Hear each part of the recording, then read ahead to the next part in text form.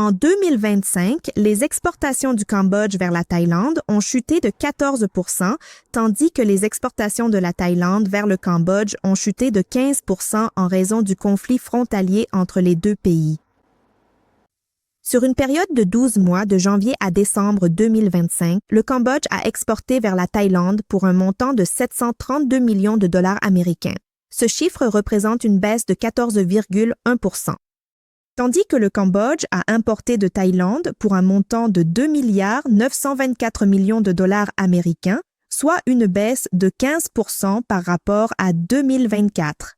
Ceci selon les données du département général des douanes et accises du Cambodge.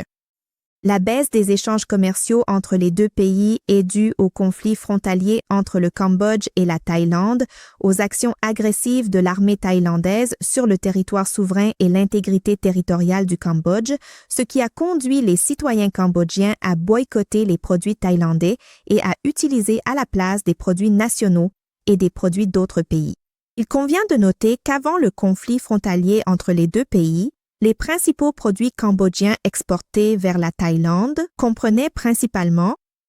les produits agricoles, le maïs, le manioc, le paddy, le riz, le caoutchouc, les mangues et les produits du bois que la partie thaïlandaise transformait pour les réexporter. En outre, il y avait aussi des produits électroniques, des pièces détachées, des composants ainsi que des câblages automobiles, entre autres.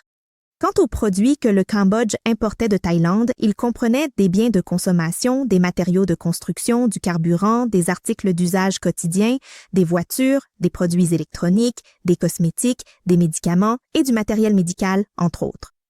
Depuis que les autorités thaïlandaises ont décidé de fermer unilatéralement la frontière terrestre le 24 juin 2025 et ont menacé de couper l'électricité et l'Internet au Cambodge, le gouvernement royal du Cambodge a décidé de suspendre les importations de légumes, de fruits, de carburant, de gaz et d'électricité et de cesser complètement l'utilisation des réseaux Internet thaïlandais depuis lors.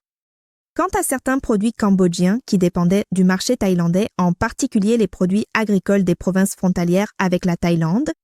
il a fallu augmenter les achats auprès des entreprises locales pour l'approvisionnement national et réorienter les exportations vers les marchés de la Chine, du Vietnam et d'autres pays.